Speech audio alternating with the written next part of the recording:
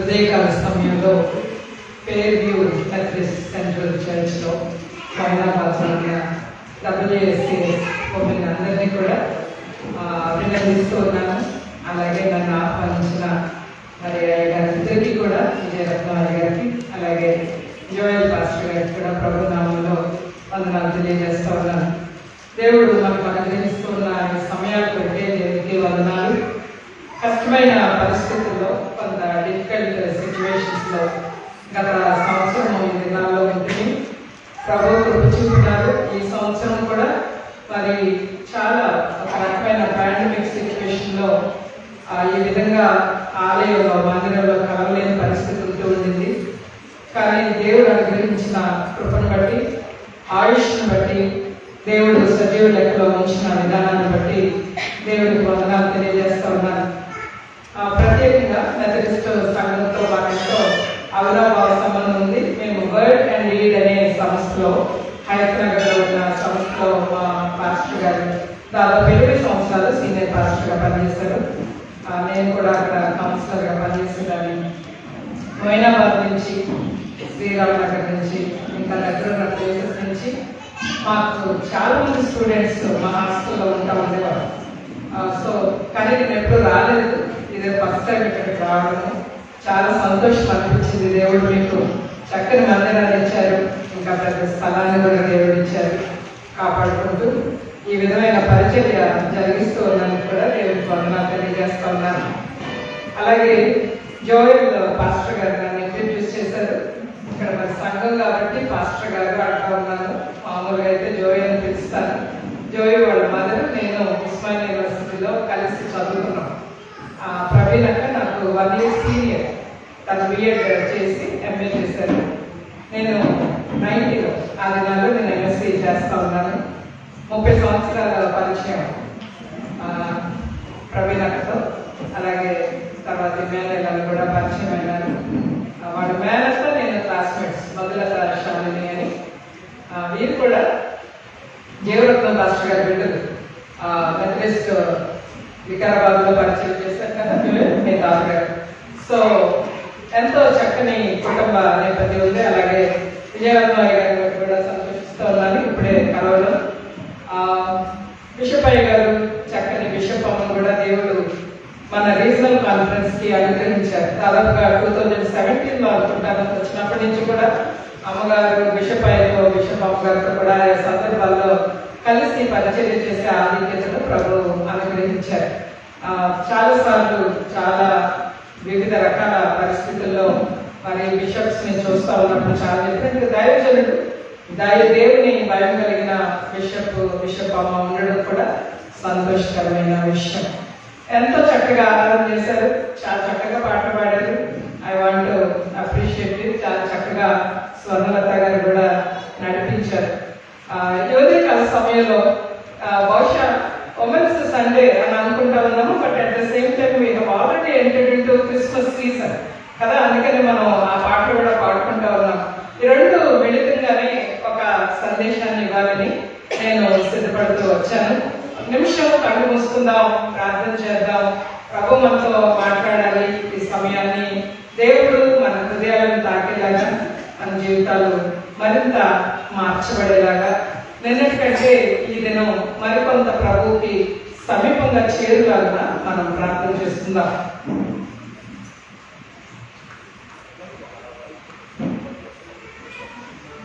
ప్రేమనందు కలిగిన ప్రియ పనులకు తండ్రి స్తోత్రాలు, వందనాలు.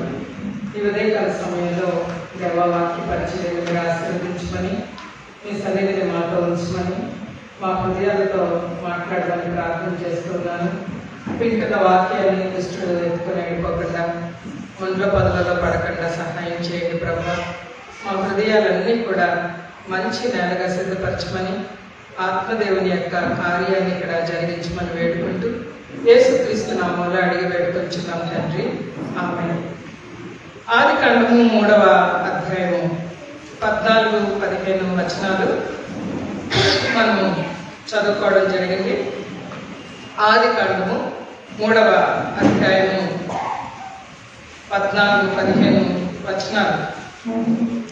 అందుకు దేవుడైన యెహోవా సర్పముతో, నీవు దీన్ని చేసినందున పశువులన్నిటిలోనూ భూజంతువులన్నిటిలోనూ నీవు శపింపబడిన దానవై నీ కడుపుతో ప్రాకుచు నీ బ్రతుకు దినములన్నీ మన్ను తిందువు. మరియు నీకును స్త్రీకిని నీ సంతానమునకును ఆమె సంతానమునకును వైరము కలగజేసేదను. అది నిన్ను తల మీద కొట్టును, నీవు దానిని మడిమ మీద కొట్టుదు అని చెప్పాను. ఈ వాక్య భాగాన్ని మనం గమనిస్తూ ఉన్నప్పుడు ఇక్కడున్న ప్రాముఖ్యమైన వ్యక్తులతో ఒక ముగ్గురితో దేవుడు మాట్లాడుతూ ఉన్నాడు. అంతకుముందు దేవుడు మాట్లాడింది ఆదాముతోను, తర్వాత అవ్వ ఇద్దరు ఉన్నప్పుడు కూడా దేవుడు మాట్లాడి ఉన్నాడు. ఈ సృష్టి కార్యక్రమం అయిన తర్వాత దేవుడు చెప్పిన ఈ విషయం మనం చాలాసార్లు విన్నాము, సండే స్కూల్లో విన్న విషయమే. ఆ పండు ఒకటి తినొద్దని దేవుడు చెప్పడం, మీరు అవిధేయత చూపించడం, సర్పరూపంలో వచ్చిన సాతానుని యొక్క మాట అవ్వ వినడం, మోసపోవడం జరిగింది. దేవుడు ఒక్కొక్కరిని కూడా ఏదైనా మనలో పిలిచి మాట్లాడుతూ ఉన్నాడు. ఆదాముని అడిగితే 2 తప్పులు జరిగాయి ఇక్కడ అని చెప్పాడు ఆదాము. ఏంటి 2 తప్పులు అంటే, నీవు నాకు ఇచ్చిన స్త్రీయే అన్నాడు. మొట్టమొదటిది నువ్వు తప్పు చేసావు దేవుడా అని చెప్పాడు. ఏంటి నువ్వు చేసిన తప్పు అంటే, ఈ అవ్వను నాకు ఇచ్చావు, ఈమె నాకు పండించింది. సో 2 కూడా నా తప్పులైతే కాదు, ఒకటి అవ్వ చేసింది, ఒకటి నువ్వు చేసినావు, ఈ 2 చెప్పాడు. స్త్రీని ప్రభువారు ప్రశ్నించినప్పుడు ఆమె ఏమందంటే, యాక్చువల్గా నేను మంచిదనే మీకు తెలుసు, కానీ సర్పం నన్ను మోసపుచ్చింది. సాతానికి ఉన్న అనేక పేర్లలో మోసగా డిసెప్టివ్ నేచర్, డిసెప్షన్ అనేది సాతాని యొక్క స్వభావం అన్నమాట. సగం సత్యం చెప్పాడు, మీరు దేవతల్లాగా అయిపోతారు అని చెప్పాడు. ఆల్రెడీ దేవుని స్వరూపంలోనే ఉన్నాం కదా, ఇంకా దేవతల్లాగా అయిపోయే అవసరం ఏముంది? మాకున్న ఈ ఇమేజ్ ఏదైతే ఉందో, ఈ స్వరూపం ఏదైతే ఉందో, దేవుడు తనలాగే చేశాడు. తనలాగంటే కాళ్ళు చేతులు ముక్కు నోరు ఉన్నాయని కాదు, దేవుడు ఆత్మస్వరూపి. మరి ఎలా చేశాడు అంటే, ఆయన లాంటి వ్యక్తిత్వం, ఆయన లాంటి భావాలు, ఆయన లాంటి ఉద్రేకాలు, ఆయన లాంటి జ్ఞానము మానవుడికి దేవుడు అనుగ్రహించారు. ఇంత ఇచ్చిన తర్వాత వారు ఆ తృప్తి అనేది లేక సాతాను చెప్పిన ఒక మోసపు మాటను, అబద్ధాన్ని వారు నమ్మి దేవునికి వ్యతిరేకించి, ఒక రకంగా చెప్పాలంటే ఎదురు తిరుగుబాటు చేసి, నీ మాటలేం లెక్కలే అన్నట్టుగా సాతానుని మాట నమ్మి ఆ పండు తినడం జరిగింది. So when they were afraid అనే మాట రాయబడి ఉంది. భయము అనేది లోకంలోనికి ప్రవేశించింది. అంత మాత్రమే కాకుండా మీకు మంచి ఏదో తెలుస్తుంది, మీకు చెడు కూడా ఏంటో తెలుస్తుంది అని సర్పం ఆ స్త్రీతో మాట్లాడినప్పుడు, ఇంతవరకు వాళ్ళకి మంచి తెలుసు, ఇంతవరకు వాళ్ళు పర్ఫెక్ట్ బీయింగ్స్ అన్నమాట. పరిపూర్ణంగా దేవుడు ఎలా ఉంటాడో, దేవుని లాంటి వ్యక్తిత్వంతో వాళ్ళు నిర్మించబడ్డారు. అంటే దేవుడిలాగా సర్వజ్ఞాని, సర్వశక్తిమంతుడు అలా కాదు వాళ్ళు, మానవుడు, బట్ పరిపూర్ణత అనేది ఉంది అక్కడ. ఇప్పుడు పండు తిన్న తర్వాత మంచి తెలిసింది, చెడు కూడా తెలిసింది. స్ట్రగుల్ ఏంటంటే, మంచి చేయడానికి చేతకాట్లేదు, చెడు చేయకుండా ఉండలేకపోతున్నారు. That was the struggle that started in Garden of Eden and it is still continuing in our lives. ఆ మంచి చేయాలనే ఆతృత మనందరికీ ఉంటుంది. స్టూడెంట్స్ అయితే, పిల్లలైతే టైం టేబుల్ రాసుకొని ఈ రోజు నుంచి నేను పక్కా చదువుతాను అనుకుని గోడ మీద, తలుపు మీద ఎన్నిసార్లు అక్కడ పెట్టినా అది ఎప్పుడు నడవదు కదా. మనం పెద్దోళ్ళము 5 గంటలకు పోవాలా, లేకపోతే లేవాలా, ప్రార్థన చేయాలా, లేకపోతే మందిరానికి పోవాలా, మనమే అట్లా ఉండాలా, ఒక ఎగ్జాంపుల్గా ఏమేమో చాలా చాలా రకరకాల నిర్ణయాలు ఎప్పుడు కుదురుతలేదు. This was the struggle that is there in our blood అన్నమాట. ఎక్కడి నుంచి వచ్చింది? ఆదాము అవ్వ నుంచి వచ్చింది. మంచి చేయడానికి చేతకాట్లేదు, చేయాలని ఉంది, మంచోడు మేము. చెడు చేయకుండా ఉండాలని కూడా ఉంది, చెడు చేయకుండా ఉండలేకపోతా ఉన్నాం. సర్పం నన్ను మోసపుచ్చింది అని అవ్వ చెప్పిన మాట సత్యమే. వాడు మోసగాడు. వారి మాటలు ఈమె నమ్మడం అనేది ఆమె చేసిన తప్పు.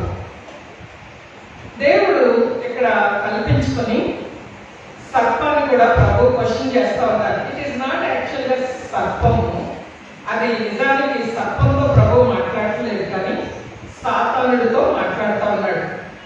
దేవుడు ఆత్మ అనే ఒక మాట నేను చెప్పాను, దేవుడు వాక్యంలో రాయబడింది. దేవుడు ఆత్మ కనుక ఆయన ఆరాధించేవారు ఆత్మతో సత్యంతో ఆరాధించారు. దేవదూతలు కూడా ఆత్మజీవులే, జాగ్రత్తమైన పడిపోయిన దేవదూతలు, పడిపోయిన మొట్టమొదటి దేవదూత సాతానుడు కూడా ఆత్మజీవులే. ఆత్మజీవులు ఎప్పుడూ కూడా డైరెక్ట్ గా ఈ శరీరంలో ఉన్న మనతో మాట్లాడలేదు. వాటికి ఒక శరీరం కావాలి. కాబట్టి ఆ దినాన సాతానుడు సర్పాన్ని ఎంచుకున్నాడు. సర్పం కూడా స్థానం ఇచ్చింది. సో సర్పము యాక్చువల్గా మనకి కనపడుతున్న ఒక జంతువు, కానీ సర్పాన్ని ఆవహించి సర్పంలో స్థానం తీసుకొని సర్పం ద్వారా అవచేత పాపం చేయించి మాట్లాడుతున్న వ్యక్తి ఎవరంటే సాతాను. So now God is addressing Satan here. దేవుడు సాతానుని అడ్రస్ చేస్తున్నారు కదా. ఆయన నువ్వు ఎందుకు ఇలా చేస్తావు అని అడగల, మనుషులు అడిగినట్టుగా. వాడు అలా చేస్తాడు, వాడు నా స్వభావమే. అంటే నువ్వు ఎందుకు ఇలా చేస్తావు, నువ్వు అలా చేయకుండా ఉండాల్సింది కదా, నీకు నేను వేరే ఆప్షన్ ఇస్తున్నాను. ఇవన్నీ సాతానుడికి లేవు. వాడు పడిపోయాడు, ఎప్పుడో పాపం చేశాడు, మహోన్నతుడితో సమానంగా చేసుకుంటాను అనుకున్నాడు. వాడు పడిపోయాడు. వాడితో పాటు మూడో మంది దేవదూతలు కూడా పడిపోయారు. ఈ పడిపోయిన దేవదూతలు అపవిత్రాత్మలుగా తిరుగుతూ ఉన్నారు. ఈ విషయాన్ని మనం ఇక్కడ అర్థం చేసుకోవడానికి ప్రయత్నం చేద్దాం. ఎందుకంటే చాలా సార్లు నేను ఆయా ప్రదేశాల్లో, గ్రామాల్లో వాక్యం చెప్తా ఉన్నప్పుడు సాతానుడి గురించి, ఈ అపవిత్రాత్మల గురించి చాలా వివిధ రకాల అండర్స్టాండింగ్ తో మనం కొట్టుమిట్టాడుతూ ఉంటాం. ఎవరో ఆత్మహత్య చేసుకొని చనిపోతేనో, రోడ్డు మీద యాక్సిడెంట్ అయ్యి చనిపోతేనో వాళ్ళు దెయ్యాలవుతారేమో అని. ఒక్క విషయం గుర్తుపెట్టుకోండి అమ్మా, మనుషులు ఎప్పుడూ దెయ్యాలవ్వరు, మనుషులు ఎప్పుడూ దేవదూతలు. ఎవరైతే లూసిఫర్తో పాటుగా ఎదురు తిరిగి మూడో వంతు దేవదూతలు ఎవరైతే భూమి మీద పడిపోయినారో వారే అపవిత్రాత్మలు. మరి పేరు చెప్తారు కదా అంటే వాడికి ఇంకొక పేరు సాతానుడికి. వాడు అబద్ధికుడు, అబద్ధికుడుకు జనకుడు. వాడికి కొన్ని విషయాలు, జరిగిపోయిన సంఘటనలన్నీ వాడికి తెలుస్తాయి. ఆ ముసలిలో ఎవరో చనిపోయారు, ఆమె పేరు యాదమ్మో రంగమ్మో ఏదో పేరు, ఆ పేరు చెప్తాడు. ఈ అడిగే బోధకుడికి జ్ఞానం లేక మేము అడుగుతాము పేరు చెప్పని. చెప్పే అపవిత్రాత్మలు కూడా ఆ పేర్లు చెప్తా ఉంటాయి. ప్రసంగి గ్రంథం 12వ అధ్యాయంలో ఒక మాట ఉంది. ఆ మాట ఏంటంటే మీరు చేయాల్సిన అవసరం లేదు. మన్నైనది వెనకటి వల్లనే మన్నైపోను, ఆత్మ తాను దయచేసిన దేవుని అందుకు తిరిగి వెళ్తుంది. అంటే వారు ప్రభుని నమ్ముకుంటే పరదేశం వెళ్తారు. ప్రభుని నమ్ముకోకపోతే, అంటే యేసు ప్రభు వారి యొక్క రక్తంలో కడగబడి మారు మనసు పొంది యేసుక్రీస్తును సొంత రక్షకునిగా అంగీకరించకపోతే వారు ఎవరైనప్పటికీ కూడా వారు పాతాళంలో తీర్పు కొరకు ఎదురు చూస్తూ ఉంటారు, కానీ దయ్యాలైపోతారు. మనుషులు దయ్యాలెవరు, మనుషులు కుక్కలెవరు? మనుషులకి మరో జన్మ కూడా లేదు. దేవుని వాక్యం స్పష్టంగా ఉంది. ఒకే ఒక జీవితం, మానవుడు ఒక్కసారే మృతి పొందును, తర్వాత తీర్పు జరుగుతుంది. That's it, simple. మన విశ్వాసము, మన క్రైస్తవ జీవితము చాలా సామాన్యంగా రాయబడింది. చాలా చక్కని విధానంలో మనం వాక్యాన్ని అర్థం చేసుకోవచ్చు ఇక్కడ. సో నా వైపు చూడండి, there should be any confusion అన్నమాట. ఎక్కడ కలవరపడి అమ్మో వీళ్ళకి ఇదైందేమో వాళ్ళకి అదైందేమో అని మనం భయపడాల్సిన, ఆలోచించాల్సిన అవసరం లేదు. రెండో విషయం చెప్తాను. నేను ఇంకా నా వాక్య భాగంలోకి వెళ్ళలేదు, కాకపోతే ఈ విషయాలను క్లియర్ చేయాలి, అందుకోసం నేను ఈ విషయాలు చెప్తా ఉన్నాను. మరొక విషయం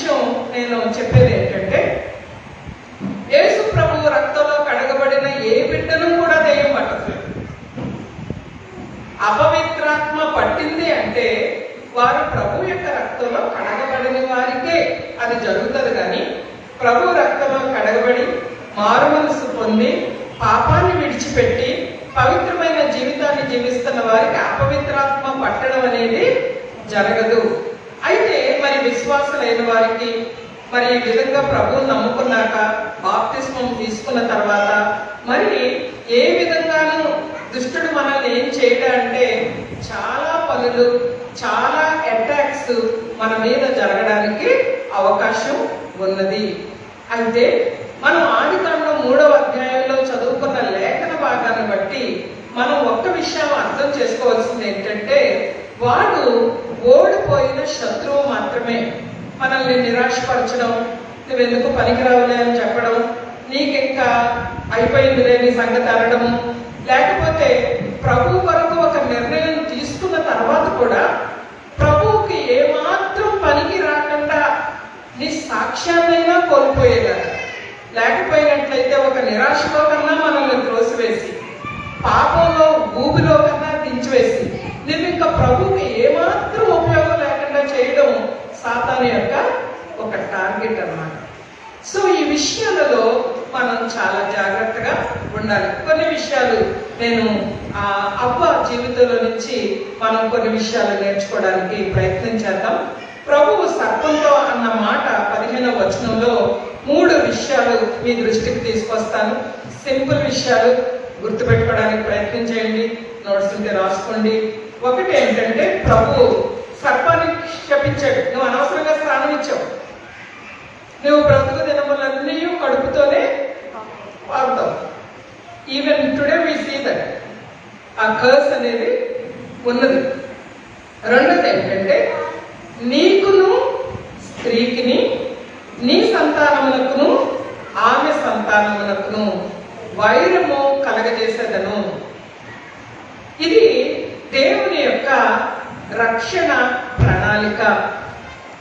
this is the pre gospel passage అంటారు. ప్రీ గాస్పల్ ప్యాసేజ్ అంటే ఎక్కడో గొర్రెల కాపరులకు దేవదూత రాత్రి కాలంలో పొలంలో ఉన్న వారికి ఇదిగో రక్షకుడు మీ కొరకు జన్మించాడు అని చెప్పడం సువార్త.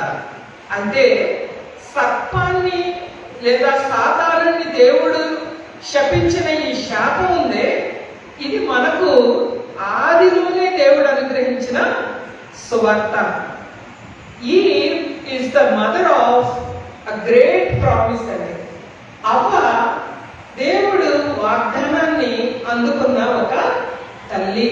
అవ్వ అంటేనే ఆమె జనములకు తల్లి అని అర్థం. అలాంటి పేరు తన భర్త ఆదాము పెట్టాడు. ఇక్కడ మనం చూస్తే మొట్టమొదటిగా మనం అర్థం చేసుకోవాల్సింది ఏంటంటే, వీళ్ళు పాపం చేశారు, నిస్సహాయమైన స్థితిలో ఉన్నారు, మంచి చేయడానికి చేతకట్లేదు, చెడు చేయకుండా ఉండలేకపోతున్నారు, దేవుడు అంటే భయం వేస్తుంది, ఎక్కడో దాచుకుంటున్నారు, అపరాధ భావం వచ్చేసింది హృదయంలోనికి, ముందుకు వెళ్ళలేరు. ఒక రకమైన గ్లూమీ సిచ్యువేషన్ లో, డైలమాలో, ఒక రకమైన పోరాటంలో ఆదాము అవ్వ ఉన్నప్పుడు దేవుడే ముందుకు వచ్చి ఈ మాటలు చెప్తా ఉన్నాడు. ఏ స్త్రీతో అయితే నువ్వు స్నేహం చేయాలనుకున్నావో, ఏ స్త్రీతో అయితే నువ్వు మాట్లాడి సంభాషించి ఆమె చేత పాపం చేయించావో, ఆ స్త్రీకి నీకు, ఆ స్త్రీ సంతానానికి, నీ వాడికి సంతానం ఉండదులేండి, సాతానుడికి ఎప్పటికీ వైరము కలగజేస్తాను. There is an enmity. దేవుడు ఒక పర్మనెంట్ గా, ఒక శాశ్వతమైన శత్రుత్వాన్ని సాతానుడికి, మానవ జాతికి ఆయన ఆదిలోనే పెట్టి అక్కడే దేవుడు కట్ చేశాడు. ఎందుకు ఇలా జరిగింది అన్న విషయాన్ని మనం ఆలోచన చేస్తే, ఇక ఫర్దర్ డ్యామేజ్ జరగకుండా ఏదైనా మనలోనే దేవుడు ఇక్కడ ఈ పరిస్థితిని ఆపడం అనేది మనం ఇక్కడ చూస్తా ఉన్నాం అన్నమాట. స్త్రీ సంతానము, నీ సంతానము అని కూడా అక్కడ రాయబడింది. అంటే సాతానుడికి సంతానం ఉన్నారని, దేవతలకు పిల్లలు కొట్టారని మనం అనుకోవడానికి లేదు, వాక్యంలో ఎక్కడ లేదు. ఎందుకంటే ముందే చెప్పాను, వారి ఆత్మజీవులు, వారికి వివాహాలు, సంతానము ఇలాంటి ప్రక్రియ ఎక్కడా కూడా లేదు. మరి వారి సంతానం ఎవరంటే, దేవుడు వైపు ఎవరున్నారో, చీకటిలో ఎవరైతే ఇంకా ఉన్నారో, అవిశ్వాసులుగా ఎవరైతే ఉన్నారో వారు వారి యొక్క సంతానమే. అంతే కదా, దట్స్ వెరీ సింపుల్. మానవులే.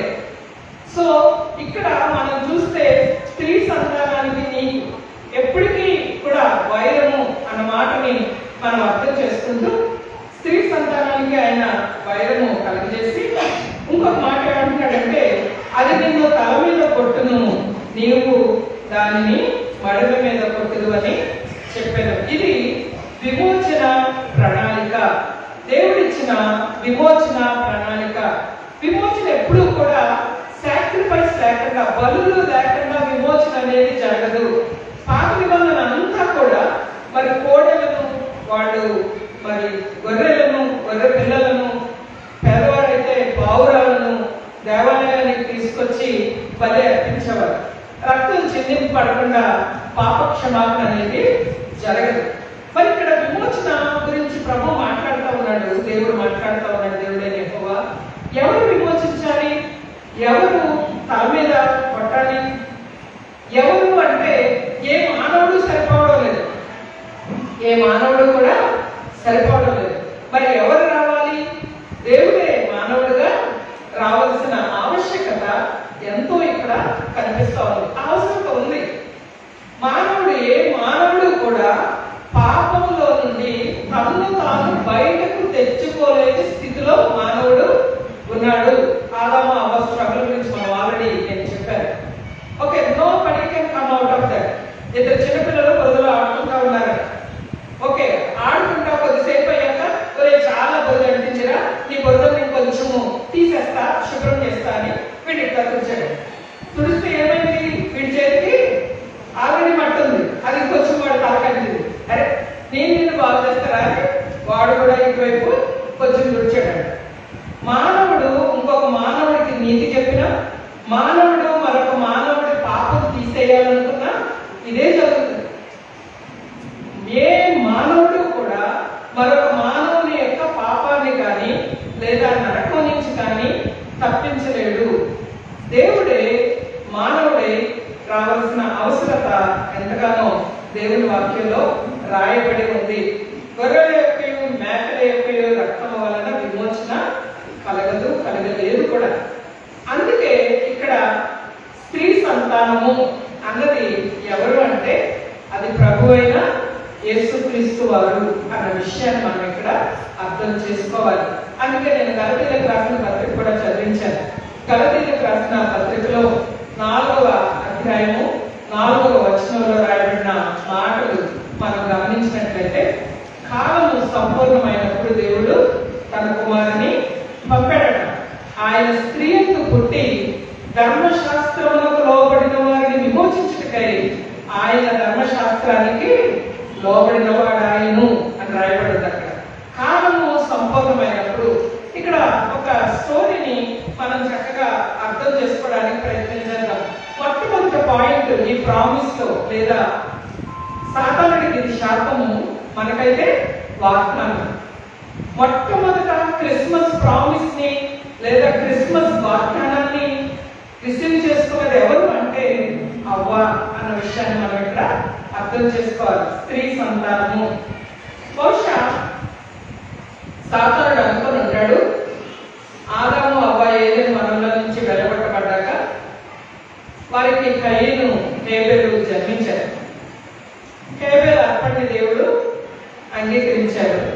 కయీనికి కోపం వచ్చింది. ఆ కోపాన్ని సాతానుడు బాగా వాడుకున్నాడు. ఎందుకంటే వాళ్ళు ఆ విధంగానే ఉన్నారు. హేబెలుని ఆ కోపంతోనే చంపేశాడు. దీని వెనక ఉన్న ఒకే ఒక కారణం ఏంటంటే, సాతానుడికి ఈ మాట ఎప్పుడు గుర్తొస్తుంటది, నీ సంతానానికి స్త్రీ సంతానానికి. బహుశా దేవుడు అప్పుడు నన్ను శపించాడు కదా, స్త్రీ సంతానం అంటే హేబెలు అని అంటాడు. హేబెలు అర్పణను దేవుడు అంగీకరించాడు. ఇతను ఏమైనా చేస్తాడేమో, ఇతని వల్ల నాకు వైరం కలుగుతుందేమో, ఇతడు నా తల మీద పడతాడేమో అన్న ఉద్దేశంతో ఆ ప్రక్రియ అంతటి కనుక కూడా చూడండి, కోపము that lead him to murder. అంతే కదా, అక్కడ కయీను చెదిరిపోయాడు, హేబెలు కూడా మరణించాడు. తాత్కాలికంగా టెంపరీ విక్టరీగా సాతానుడికి కనిపించాడు కదా, ఎస్ ఐఎమ్ విక్టోరియస్, నేను సక్సెస్ అయినా. ఆయన అప్పుడు అన్నాడు కదా, స్త్రీ సంతానానికి నీ సంతానానికి వైరమని. ఇంకా అక్కడ సంతానమే అవ్వకి లేదు. ఇక నా తల మీద కొట్టేవాడు నా తల అంటే ఏంటి? హెడ్షిప్ కదా. హెడ్షిప్ అంటే power and authority. Saturn's power and authority was bruised in the cross. సిలువలో వారి తల చెదగొట్టబడిందంటే మానవుల మీద వారికి ఉన్న అధికారము, మానవుల మీద వారికి ఉన్న బలము లేదా మరణ బలము లేదా పాపానికి ఉన్న బలాన్ని యేసుక్రీస్తు ప్రభువు సిలువలో తీసేశారు. కానీ చరిత్ర అంతా మనం చూసుకుంటా వెళితే కయ్యను హేబెల్ దగ్గర నుంచి వాడు టెంపరీగా నేను విక్టోరియస్ అన్నట్టుగా కనపడతా ఉంటాడు. పిల్లల మన జీవితాలలో కూడా ఆయా సమయాలలో పాపానికి సాతానుడికి సమయం ఇస్తా ఉన్న సందర్భాలలో వాడు అనుకుంటాడు, నేను ఈ స్త్రీ జీవితంలో లేదా ఈ పురుషుని జీవితంలో నేను సక్సెస్ అయ్యాను అని అనుకుంటాడు. కానీ దేవుడు నీ మీద ఇంకా కార్యం చేస్తా ఉన్నాడు. ఆదాము అవ్వ జీవితాలు చూస్తే కంప్లీట్ గా దే లాస్ట్ దేర్ గ్లోరీ అండి. వాళ్ళు దేవుని మహిమను కోల్పోయారు. వాళ్ళకు ఇవ్వబడిన ఏదైనా వాళ్ళని కోల్పోయారు, వాళ్ళ స్థానాన్ని కోల్పోయారు. వాళ్ళు బయటకు వచ్చారు. వాళ్ళు ఎటు చూసినప్పుడు పండ్లు లేవు, చల్లని గాలి లేదు, ముండ్ల పొదలు, ఎండలో పనిచేయాలి, చెమట కాల్చాలి, ఆహారం సంపాదించుకోవాలి, వేటాడు ఏదైనా తెచ్చుకోవాలి, తినాలి. This is how they are living. ఇది వాళ్ళ యొక్క పరిస్థితి.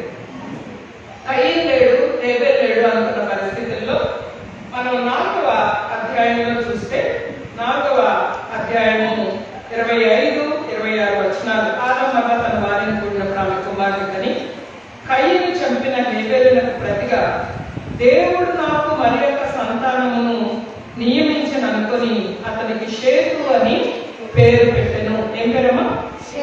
షేతు. నాకు కొన్ని ఇలాగ మధ్యలో ప్రశ్నలు అడుగుతూ ఉంటాం. మా క్లాస్ లో మేము స్టూడెంట్స్ అడగడం మాకు అలవాటు అన్నమాట. ఓకే, అందుకని ఎవరు వెళ్ళరో వాళ్ళు అడుగుతూ ఉంటాం. ఇక్కడ కుదరదు అలాగ అడగడానికి. ఓకే, కానీ మీరు చూడండి, షేతు అనే పదానికి appointed one or anointed one అని అర్థం. ఓకే, నియమింపబడిన వాడు, నిర్ణయింపబడిన వాడు లేదా అభిషేకించబడిన వాడు అని అర్థం.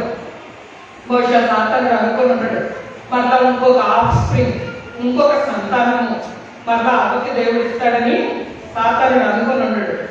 ఈమె అవ్వ కూడా, అవ్వను మనం 3వ అధ్యాయం వరకు వదిలేయడానికి వీల్లేదు.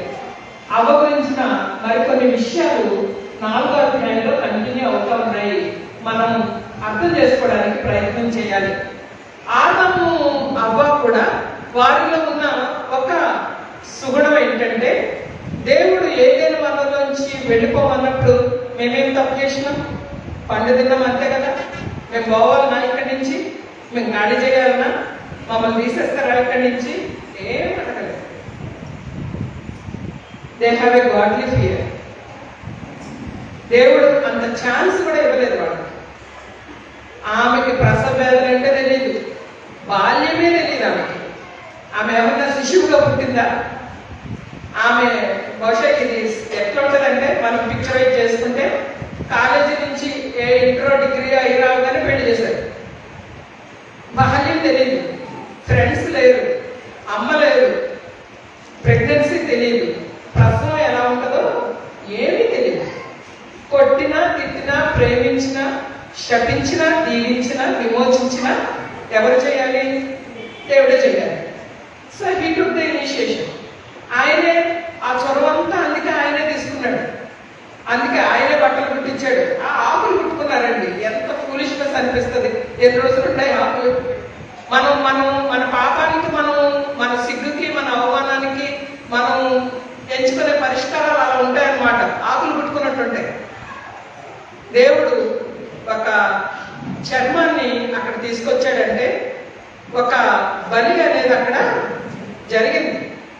అందుకనే విమోచన, పాపం నుంచి విమోచన, పాపం వల్ల కలిగిన ఆ షేమ్ నుంచి, అవమానం నుంచి, సిగ్గు నుంచి విమోచన జరగాలి అంటే రక్తము చిందింపబడాలి. అవ్వకు దేవుడు కనికరించి మరలా ఎవరినిచ్చారు?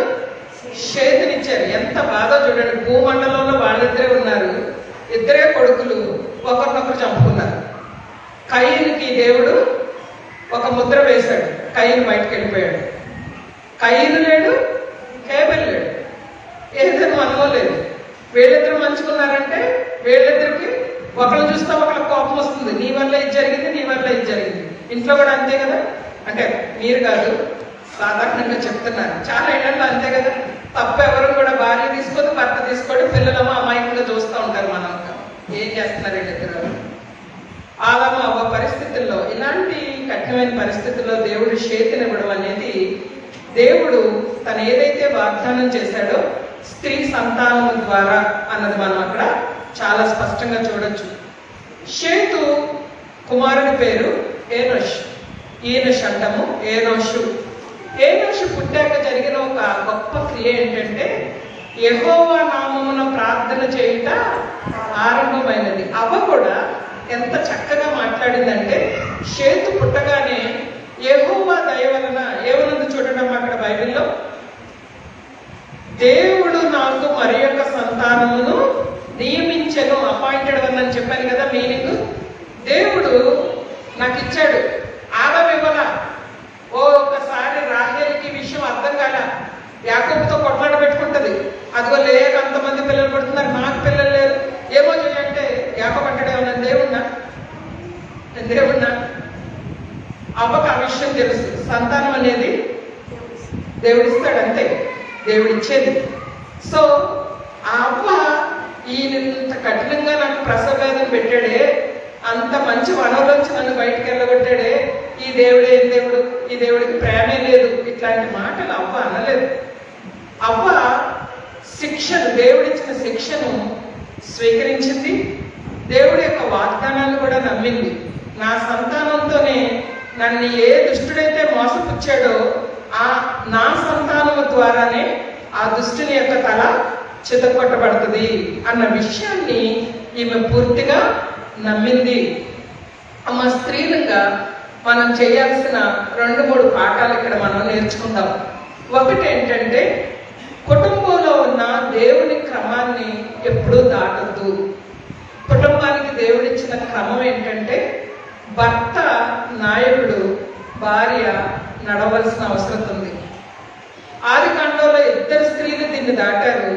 2 ముప్పెనలు వచ్చాయన్నమాట. ముప్పెన అంటే సునామీ లాంటివి వచ్చాయి. ఒకటి, అవ్వ చొరవ తీసుకుని ఆదాముకి పండించింది. శారా చొరవ తీసుకొని అబ్రహాంకి హాగర్నిచ్చింది. టెర్రరిజం కానీ భయంకరమైన గొడవలు కానీ దానివల్ల. సో ప్రభు ఇచ్చిన క్రమం ఏంటంటే, భర్త నాయకుడిగా ఉండాలి. కొన్ని సందర్భాల్లో భర్తకు ఆత్మీయత ఉండదు, నాయకుడిగా ఉండే లక్షణాలు కనపడవు. చెప్పవలసిన సలహా కానీ, ఇవ్వవలసిన దేవుని వాక్యాల గురించి కానీ వారికి చెప్పి, దేవుని మాట అయితే ఇట్లా ఉంది, ఈ పాపం కానీ ఈ అబద్ధం కానీ నువ్వు చెప్పమన్నట్టుగా నేను చెప్పలేదు అని పాపం విషయంలో ఎదిరించమని చెప్పట్లేదు, కానీ వివరణ ఇవ్వచ్చు. కానీ నాయకత్వం మాత్రం దేవుడు పురుషునికే ఇచ్చాడు. సహోదరులు కూడా ఆత్మీయ నాయకులుగా ఉండాలి. నాయకత్వం అంటే బాధ్యతతో కూడింది. కుటుంబంలో కుటుంబ ప్రార్థన జరగవలసిన బాధ్యత పురుషుడిది. మందిరానికి సమయానికి రావాల్సిన బాధ్యత పురుషుడిది. పిల్లలు రక్షణ పొందడానికి, దేవుని యొక్క వాక్యాన్ని వివరించడానికి, బైబిల్ గురించిన విషయాలు మీ అమ్మ చెప్తారు అనకూడదు, ఇది పురుషుడిదే. నాయకుడిగా దేవుడు పెట్టిన క్రమం. నిన్నెవరు కాముగా పండిస్తే తినమన్నారు? నాయకత్వం లేదా? చెప్పాలి కదా. ఆమె ఏం చేస్తున్నాం, పక్కనే ఉన్నాడు, వెంటనే ఇచ్చింది, బాగుంది తిన్నాడు, తిన్నవేనా? దేవుడు గుర్తురాలే? ఎంత ఘోరం. అక్కడ అబ్రహాం, హాగరు కదమ్మా, నీ ద్వారానే నాకు ఇంకొక భార్య వద్దు, నీ తలకాయ నొప్పి వద్దు చెప్పొచ్చు కదా. నాయకత్వం ఎప్పుడైతే సహోదరులలో కోల్పోతారో, నాయకుడిగా ఆత్మీయంగా ఉదయకాలమే మోకరించి ఆ దృశ్యం పిల్లలకు కనపడాలి. నాన్న పలానా సమయానికి లేచి మోకరించి ప్రార్థన చేసుకుంటా ఉంటాడు, నాన్నని చూసి వీడు నేర్చుకుంటాడు. నాన్న షేవ్ చేసుకుంటా ఉంటే వీడు కూడా ఏదో పొల్లెమ్మని అడుగుతాడు, వాడు కూడా ఇట్లా అనుకుంటా ఉంటాడు. నాన్న మరొకటి పట్టుకుంటే వీడు కూడా మరొకటి పట్టుకుంటాడు, బాధపడతాడు. నాయకులు ఆత్మీయ నాయకులుగా ఉండాలి. ఆత్మీయ నాయకత్వము, ఆత్మీయ అధికారము దేవుడు పురుషునికి ఇచ్చాడు. స్త్రీలుగా మనము విధేయత చూపించాలి, వారు చెప్పిన మాటకు లోబడాలి. ఇది మొదటి పాఠము మనము అవ్వ నుంచి నేర్చుకుంటా ఉంటాం. అవ్వకి దేవుడిచ్చిన వాగ్దానం. ఈ విధంగా మనము చరిత్ర అంతా కానీ మనము చూసినట్లయితే ఈ సాతానుడి యొక్క ఒకే ఒక ఉద్దేశం ఏంటంటే, యోహాను సువార్తలో మీకు ఒక వచనం నేను చూపిస్తాను. అందరూ కూడా యోహాను సువార్తను తీయండి. Turn your Bibles to Johne's gospel. యోహాను సువార్త 10వ అధ్యాయము 10వ వచనం. యోహాను సువార్త 10వ అధ్యాయము 10వ వచనం. దొంగ దొంగతనమును, హత్యను, నాశనమును చేయుటకు వచ్చును కానీ మరి దేనికి రాడు. గొర్రెలకు జీవం కలుగుటకును, అది సమృద్ధిగా కలుగుటకును నేను వచ్చితినని మీతో నిశ్చయముగా చెప్పుచున్నాను. ఈ మాటలు గమనిద్దాం. ఇద్దరు వ్యక్తులు ఉన్నారు. ఒకడు దొంగ, రెండవది కాపరి. కాపరి గొర్రెలకు జీవం ఇవ్వడానికి వచ్చాడట. ఆ జీవం కూడా నేను ఉన్నాను, బ్రతికాను, తిన్నాను, పండాను, లేచాను అనే బ్రతుకు కాదు. సమృద్ధి అయిన జీవాన్ని ఆయన ఇచ్చాడు. అనారోగ్యం ఉన్న సమృద్ధి అయిన జీవమే. బిడ్డలు, పిల్లలు, సంతానము అనేది గృహంలో ఉన్నా లేకున్నా సమృద్ధి జీవమే. జీవము అనేది యేసు ప్రభు వారు సమృద్ధిగా అనుగ్రహించిన ఒక వరం. అది ఈ జీవితం ఇక్కడతో అయిపోలేదు. సమాధి అవతల జీవితం ఉంది. సమాధి అవతల నిత్యత్వంలో, అయితే పాతాళంలో కానీ లేకపోతే పరలోకంలో కానీ ప్రభువుతో ఉండే జీవులు మనం నిజానికి ఆత్మ జీవులము. ఒక శరీరం ఇవ్వబడింది. ఈ శరీరాన్ని ఒక దినం వదిలి వెళ్ళిపోతాం. అయితే కట దొంగ సాధారణ పేర్లు మీకు చాలా చెప్తున్నారు. మొట్టమొదటి పేరు ఈజ్ ఎ రిసీవర్, వాడు మోసగాడు అన్న పదం చెప్పాను. రెండవది వాడు అబద్ధికుడు, పేర్లు చెప్తాడు, వాళ్ళ పేర్లు చెప్తాడు. ఇక్కడ చూస్తే వాడు దొంగట. ఏం చేస్తాడు? జీవితాన్ని దొంగతనం చేస్తాడు. ప్రభువు మార్గంలో ఉండకుండా చేస్తాడు. దొంగ దొంగతనానికి, హత్యకు, చనిపోయేలాగా నడిపిస్తాడు. వేరే వాళ్ళ చేత చంపిస్తాడు, లేకపోతే నిన్ను నీవే చచ్చిపోయేలాగా చేస్తాడు. గమనించండి, ఆత్మహత్య చేసుకోవాలని వచ్చే ఆలోచన ఎప్పుడూ కూడా సాతానుడి దగ్గర నుంచే.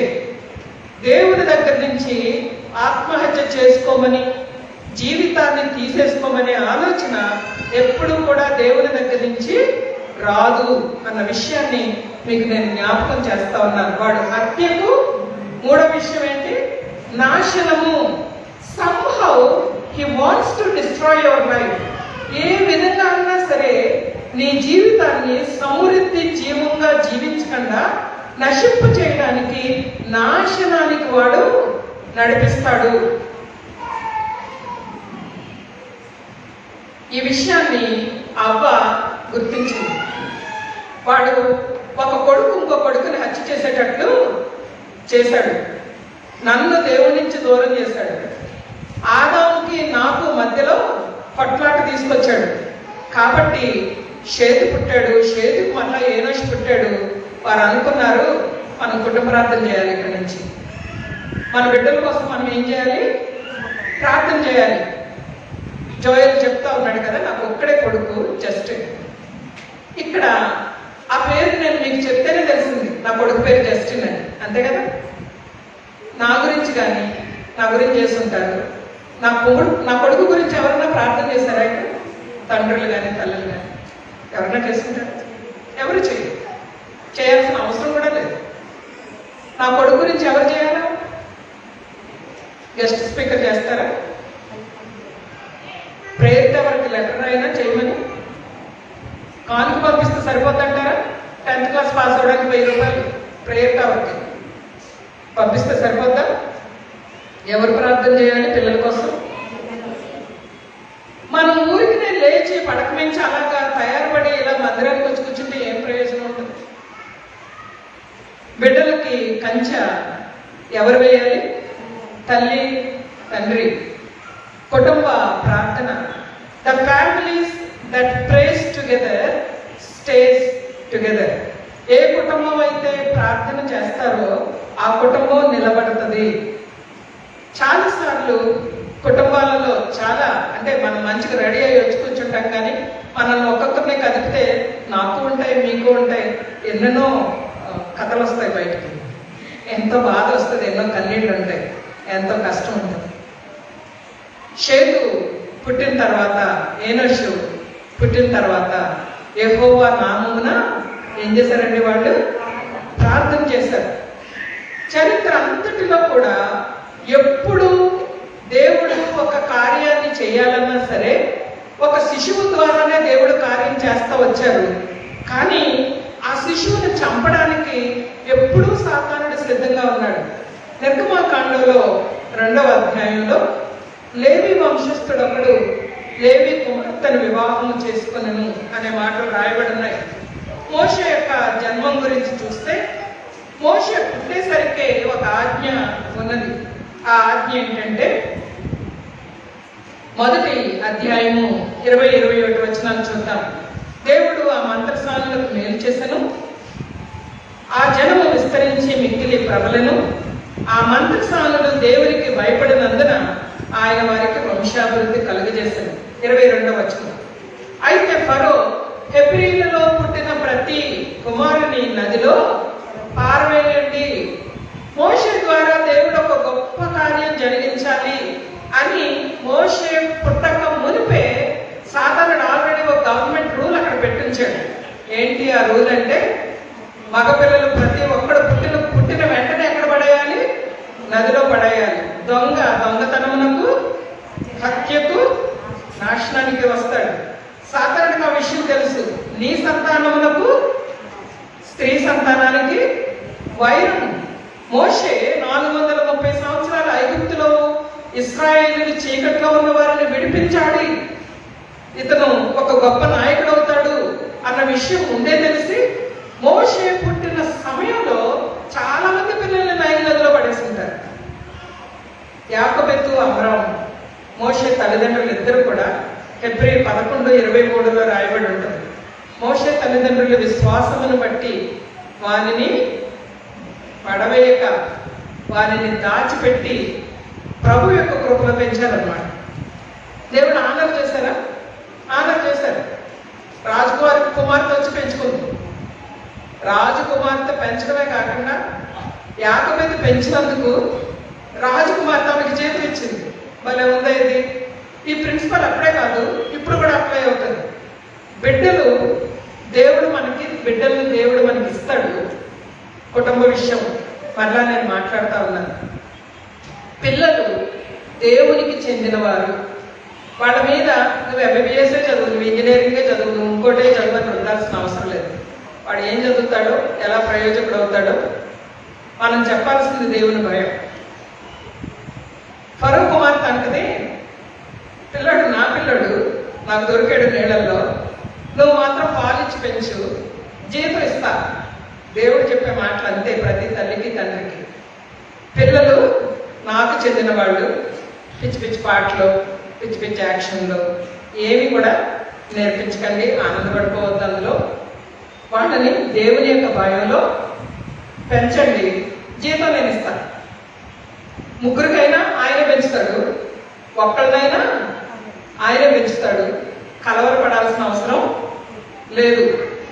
స్త్రీ సంతానానికి వైరం కలిగజేశాడని చెప్పి సాతానుడు ఆ బిడ్డలందరినీ మరణించాలనే ఒక శాస్త్రం తీసుకొస్తే క్షిప్ర, పూయ అనే మంత్రసానులు తప్పించారండి. దేవుడు ఎప్పుడూ కూడా తను ఏదైతే వాగ్దానం చేశాడో అవ్వకి, ఆ వాగ్దానాన్ని దేవుడు కాపాడుతూ వచ్చాడు. నోవా జలప్రళయంలో కూడా అంతే. జలప్రళయంతో మొత్తం పాపంతో లోకం తుడిచిపెట్టుకొని పోతే నోవా ఒక్కడే స్త్రీ సంతానంగా భూమి మీద ఉన్నాడు. మోషే నిలబడ్డాడు. నేను టైం అయిపోతుంది, నేను వచనాలు చూపించను. కానీ 2వ రాజుల గ్రంథం 11వ అధ్యాయంలో అతల్య అనే ఒక భయంకరమైన వికెట్ లేడీ, ఒక ఏమంటారు చాలా భయంకరమైన స్త్రీ రాణి అవుతుంది. ఇశ్రాయేలీలో కానీ యూదుల్లో కానీ రాణులు ఎవరు పరిపాలించలేదు. అతల్య బలవంతంగా రాజ్యం తీసుకుంటారు. అహజ్యా ఆమె కుమారుడు, ఆమె కుమారుడిని చంపించేస్తుంది. ఎందుకు? రాజ్యం కోసం. అహజ్యా చనిపోయాడని తెలిసాక 70 మంది కుమారులు 69 మందిని ఆమె చంపేస్తారు.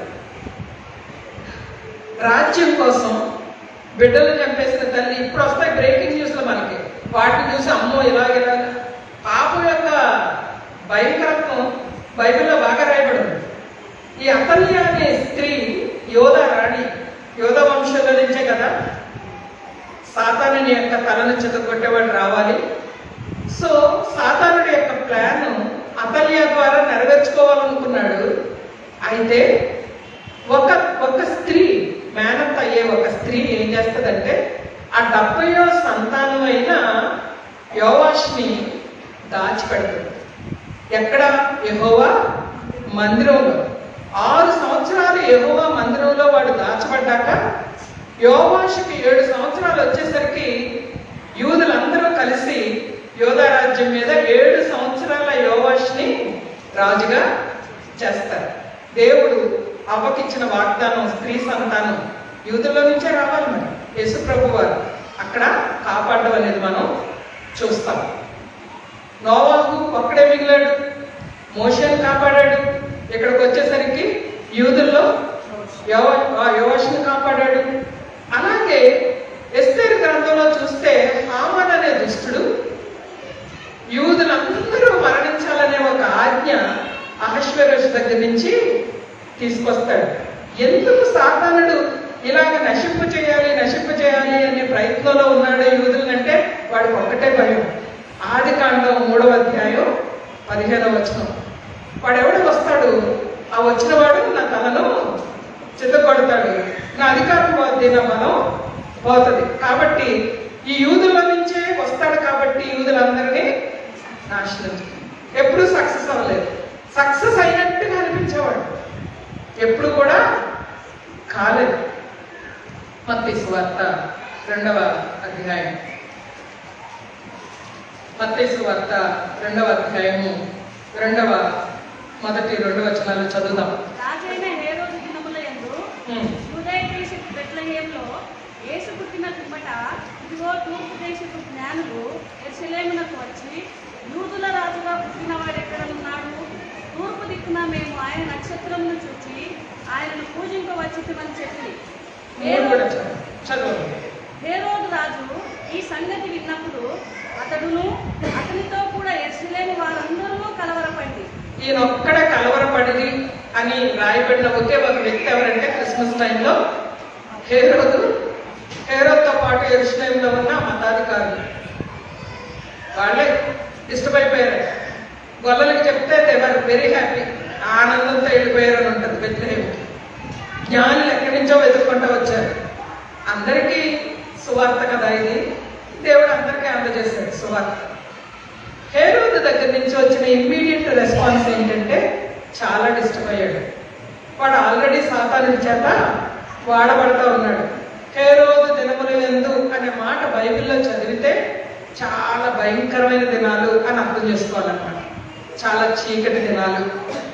వాడికి 9 మంది భార్యలు, చాలా మంది కొడుకులు. ఏ కొడుకు ఏ భార్య ఆయన రాజరికానికి ఆయన అధికారానికి అడ్డొచ్చినా చంపేసేవాడు. Herod the Great his name. 4 ఉంటారు మొత్తం హేరోద్ మనకి బైబిల్. అట్లాంటి వాడు వెంటనే ఏం చేశాడంటే బెత్లెహేములో ఉన్న శిష్యులందరినీ చంపేశాడు. ఎందుకు? స్త్రీ సంతానం వచ్చేసాడేమో, చంపేయాలి. ఎవరి ఆలోచన? సాతానుని ఆలోచన. అప్పటికే దేవుడు యేసు ప్రభు వారిని ఐగుప్తుకి పంపివేశారు. నరుల ఆలోచనలు క్షణికం, సాతానుడి ఆలోచన ఎప్పుడూ నెరవేర్చబడలేదు. యెహోవా ఆలోచన సదాకాలము నిలిచింది. దేవుని ప్రణాళికలకు ఎవరు అడ్డు రాలేదు. ఒకసారి సౌలుతో ప్రభు అంటాడు, మునికోళ్ళకు ఎదురుతన్నట అసాధ్యం. దేవుడికి వ్యతిరేకంగా ఏమీ చేయలేము. యేసు ప్రభు వారిని ప్రభు ఎప్పుడో దేవదూతల ద్వారా ఐగుప్తుకి యేసేపుకి ఆజ్ఞాపించి యేసేపు మరియా యేసు ప్రభు వారు ఎప్పుడో ఐగుప్తుకి వెళ్ళిపోయారు. మరి సిలువలో జరిగింది ఏంటి? క్రిస్మస్ వాగ్దానమే కాకుండా 3:15లో సిలువను గురించిన ప్రస్తావన, విమోచన కూడా ఉన్నది. తల మీద కొట్టడం అనేది క్రిస్మస్ దినాలలో జరగలేదు, కానీ తల మీద కొట్టడం అనేది శుభ శుక్రవారాన జరిగింది, సిలువలో జరిగింది. యేసుప్రభు వారి యొక్క విమోచన ద్వారా, యేసుప్రభు వారి సిలువలో చేసిన మరణం, త్యాగం ద్వారా, ఆయన రక్తము ఒలికించబడడం ద్వారా న్యాయవంతుడైన దేవుని యొక్క తీర్పును ఆయన పొంది ఉన్నాడు. దేవుడు ప్రేమ గలవాడు, అలాగే దేవుడు న్యాయవంతుడు కూడా. దేవుడి ప్రేమ తన కుమారుని లోకానికి పంపడానికి ఇష్టపడింది. దేవుడు న్యాయవంతుడు కాబట్టి పాపానికి వేయాల్సిన శిక్ష యేసుక్రీస్తు ప్రభు వారికి వేయబడింది. ఎందుకు అన్న విషయం నేను చెప్పాను. ఏ మానవుడు తన మానవుని యొక్క పాపాన్ని తీయలేడు. ఈ చిన్నపిల్లలిద్దరూ ఒకరి బదులు ఒకరికి రాస్తున్నట్టుగానే అవుతుంది. మానవుడు ఎప్పుడు కూడా మానవుడి పాపాన్ని తీయలేడు. కాబట్టి ప్రభు వారు మనకు బదులుగా సిలువలో మరణించారు. మరణించినప్పుడు జరిగింది ఏంటంటే పాపం యొక్క బలము తీసివేయబడింది. పాపం యొక్క బలం తీసివేయబడింది. The death was dead in Christ's death. యేసుక్రీస్తు ప్రభు వారి యొక్క మరణము మరణించింది. సాతానికి ఏ బలమైతే ఉందో పాపం వల్ల వచ్చి జీతం మరణం అని, ఆ మరణాన్ని జయించి ప్రభువు మృత్యుంజయుడిగా తిరిగి లేచాడు. ఆయన లేవడమే కాకుండా ఆయన నమ్ముకున్న వారిని అందరినీ కూడా, ఎఫెసీయులకు రాసిన పత్రిక 2వ అధ్యాయంలో అంటాడు 6వ వచనంలో, ఆయన మిమ్మల్ని క్రీస్తుతో కూడా కూర్చుండబెట్టెను. ఇది విందాం, నేను క్లోజ్ చేస్తాను. మానవుడికి దేవుడిచ్చిన గొప్ప ఆధిక్యత, దేవదూతలకు లేని ఆధిక్యత. దేవదూతలు దీనిని తొంగి చూడాలనుకుంటున్నారండి, రక్షణ కార్యాన్ని. ఆయన మనకు బదులుగానే మరణించకుండా ఆదాము ఈ స్థానం నుంచి పడిపోయాడు పాపంలోకి. యేసు ప్రభు వారి సిలువ ద్వారా ఈ క్రింద పడిన మానవుడు ఆదాము ఉన్న స్థానం కంటే అధికమైన స్థానానికి వెళ్ళిపోయాడు. ఎంత స్థానానికి వెళ్ళాడంటే క్రీస్తు ప్రభు వారితో కూడా ఎవరైతే యేసుక్రీస్తుని నమ్మారో వారందరినీ ఆయన కూర్చుండబెట్టాడట. We are seated with him. కూర్చోవడం ఒక స్థానం, ఒక అధికారం, ఒక బలం దేవదూతలకు ఇవ్వబడేస్తున్నా. శరాపులు కానీ కెరూబులు కానీ స్తుతిస్తూ ఉంటారు, సేవ చేస్తూ ఉంటారు. కుమారులని వారు పిలువబడలేదు, వారు సేవకులని పిలువబడ్డారు. మనమైతే కుమారులని కుమార్తెలని పిలువబడ్డాం. ఎందువల్ల? వాడు నీ తల మీద కొట్టును, నీవు వాని మడిమను కొట్టుదు. మడిమ అంటే ఆ గాయాలు కానీ, ఆ విధమైన ఆ శ్రమ కానీ లేదా శిక్ష కానీ ప్రభు శిలువలో అనుభవించారు. కానీ ఆ విధంగా అనుభవించడం ద్వారా సాతానుని యొక్క బలం, సాతానుని యొక్క అధికారము శిలువలో కొట్టివేయబడింది. మరి ఎందుకు భయపడ్డాం సాతానుడికి? As long as we continue in sin we are afraid of Satan. ఎంత కాలమైతే ప్రభు దగ్గరికి రాకుండా క్రిస్మస్ తర్వాత క్రిస్మస్, ఆదివారం తర్వాత ఆదివారం గడిచిపోతూ ఉంటాయి. ప్రభు దగ్గరికి రాకపోతే భయమే మన జీవితాలను వెంబడిస్తూ ఉంటుంది.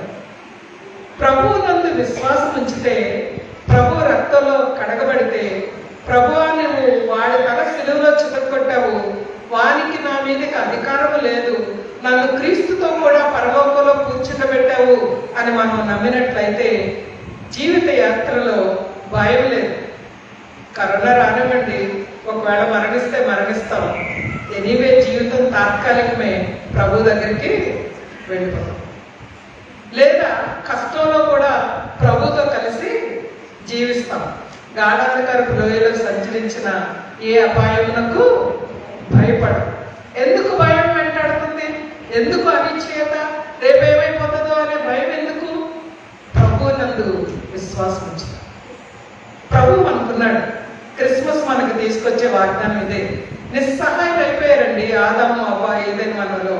ప్రభు వెంటనే కల్పించుకున్నాడు, భయపడద్దు, వాడు శత్రువు, వారికి మీకు మధ్య వైరము కలగజేస్తాను, నా కుమారుని పంపిస్తాను, నా కుమారుడు వారి తల చితపడతాడు. అది 2000 సంవత్సరాల క్రితమే నెరవేర్చబడింది. ప్రియులారా, ఈ సత్యాన్ని మనం గుర్తించినట్లయితే ఈ క్రిస్మస్ ని మీనింగ్ఫుల్ గా ప్రభుని హృదయంలో కలిగి ఈ భయం లేకుండా, ఈ యొక్క పాపానికి లోబడి జీవితం లేకుండా నిర్భయంగా నిశ్చింతగా దేవుని కొరకు జీవించడానికి ప్రభు మనకు సహాయం చేయనుగాక. మీరు అలాగే కళ్ళు మూసుకోనండి, నేను చిన్న ప్రార్థన చేస్తాను. మాట్లాడద్దు, ఎవరు బయటకు కూడా వెళ్ళద్దు. జస్ట్ 1 minute నేను ప్రార్థన చేస్తాను. ప్రేమ కలిగిన తండ్రి, మీకు వందనాలు. మీ వాక్యము ఎప్పుడు బయటకు వెళ్ళినా కూడా మీకు అనుకూలమైన దానిని నెరవేర్చి అది నిష్ఫలంగా నీ యొద్దకు తిరిగి రాదు ప్రభువా. దేవా, విత్తబడిన వాక్యాన్ని మా అందరి హృదయాలలో ఫలింప చేయమని యేసుక్రీస్తు వారి నామములో అడిగి వేడుకొంచున్నాం తండ్రి, ఆమేన్. మరోసారి వాక్య పరిచర్య నిమిత్తమై అవకాశం ఇచ్చిన మరి సంఘ కాపరులకి, WSS సంఘ కార్యవర్గానికి దేవుని నామంలో వందనాలు.